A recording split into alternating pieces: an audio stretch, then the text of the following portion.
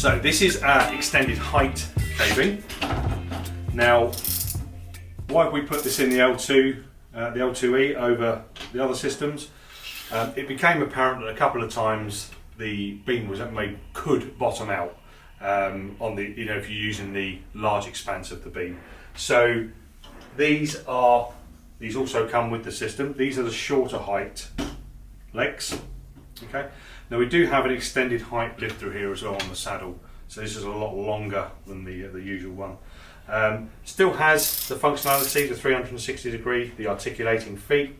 If the bar's sitting like this and you maybe want to shorten this leg down, lengthen this one, all we need to do is pop this black rubber off the end, undo the locking nut on the top of the leg, and lift that leg off.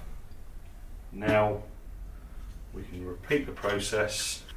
So pop that back on and then pop that back on. Now we have one leg.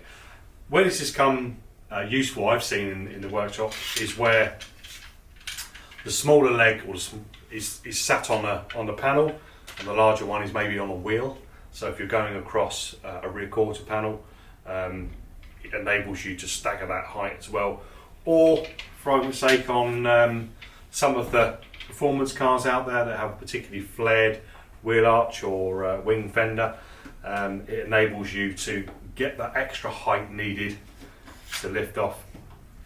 Right, so we can bring all of these legs right the way in should we want to. If we want to decrease our beam length, and the saddle will actually move 300, will slide along the beam as well to enable you. It has this 360 degree rotational bracket at the bottom, so whatever way you're pulling your tab track adapter, that will enable that to pull in exactly the direction you want to, and you can lock this and have it pulling at an angle should you wish.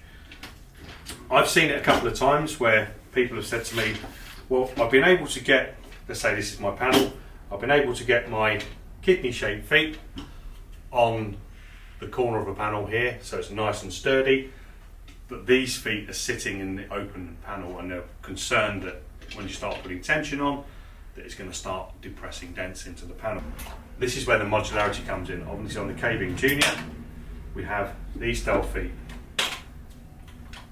So these will just snap off. Now a good way of getting these off, rather than trying to pull them, is just to twist, and they'll pop out nice and easy. But what we were finding is people were saying, right, okay, we said about using these, but they were putting the foot, using one foot and putting it across, which is all good and well if you have the ability, but there's actually a lot more flexibility if you put the feet this way around. So that enables the feet to rotate and articulate. So if you're sitting on above a body line, that'll enable this to follow either side of the body line. With using these feet as well, try and use these feet so we can push, where possible, a crown down.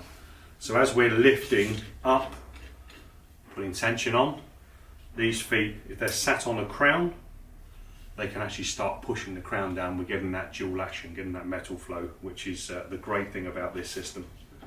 Very similar, see, the K-Beam Junior. Again, it does have the extended height lift on it. You can see the length of this one. So you can pop these off and put the extended height legs on should you wish.